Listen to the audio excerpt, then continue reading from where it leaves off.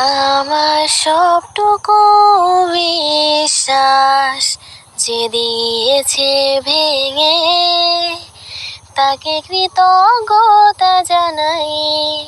সে দিয়েছে আমার অন্ধ চোখে আলো, যার বিশালতার মাঝে আমি একটুকু পাইনি ঠাই। তাকে কৃতজ্ঞতা জানাই, সে যে দিয়েছে আমায় মহাশূন্যে আশ্রয়।